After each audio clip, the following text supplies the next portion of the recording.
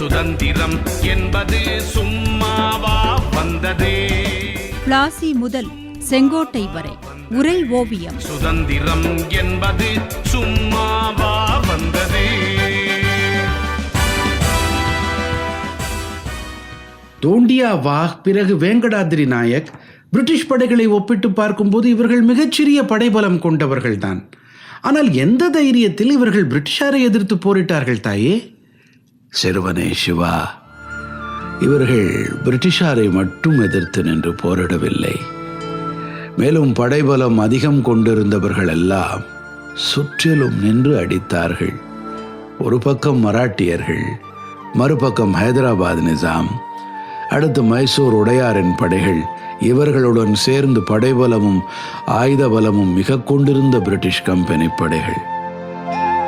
ஆனால் இவை எல்லாவற்றையும் ஒன்றாய் ஒரே ஆளாய் எதிர்த்து நின்று மிக குறுகிய காலம் என்றாலும் பேசப்படக்கூடிய வெற்றிகளை பெற்றார்களே. வேங்கடாத்ரி நாயக் ஒரு தொலைநோக்கு சிந்தனையாளனாக இருந்தான். அவனிடம் தன் ஆட்சி பரப்பை விரிவாக்கும் வெறி இருந்தது.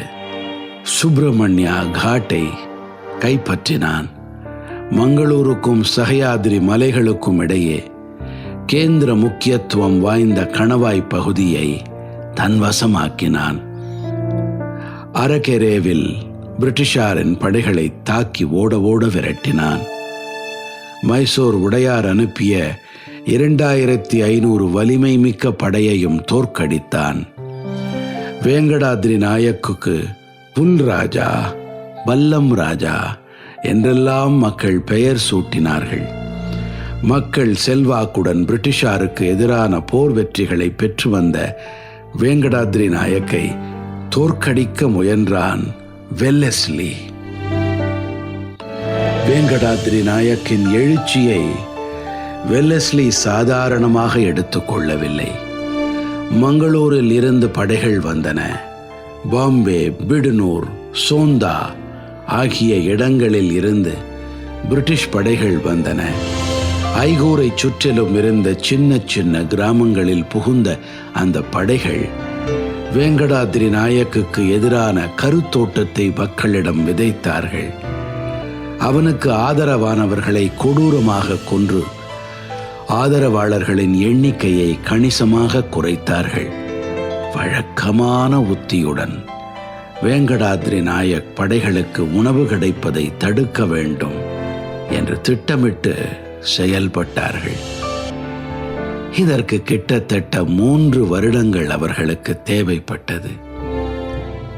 இறுதியாக 1803 பிப்ரவரி 10ஆம் நாள் வேங்கடாத்ரி நாயக்கும் அவனது 6 தீவிர விசுவாசிகளும் பிரிட்டிஷாரால் கைது செய்யப்பட்டார்கள்.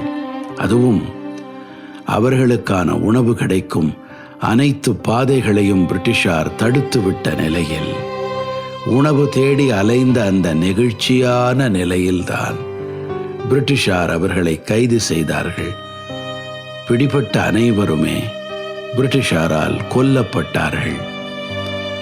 அந்த வகையில் ஒப்பற்ற 2 வீரர்கள் பெரும் தந்திரங்களால் பிரிட்டிஷார் மூலமும் மைசூர் உடையார், ஹைதராபாத் நிசாம், மராட்டியர்கள் என ஒரு பெரும் கூட்டணியால் வேட்டையாடப்பட்டு தங்கள் இன்னுயிரை இழந்தார்கள்.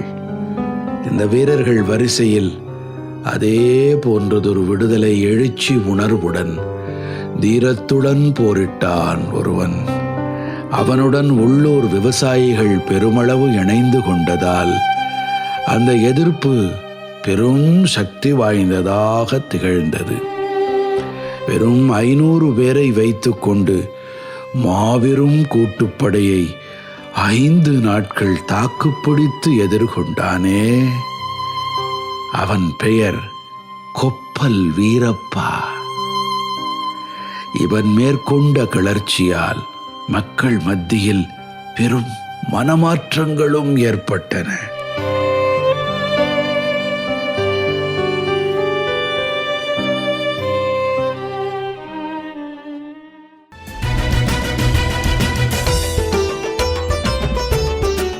பிளாசி முதல் செங்கோட்டை வரை உரை ஓவியம் கேட்டீர்கள்.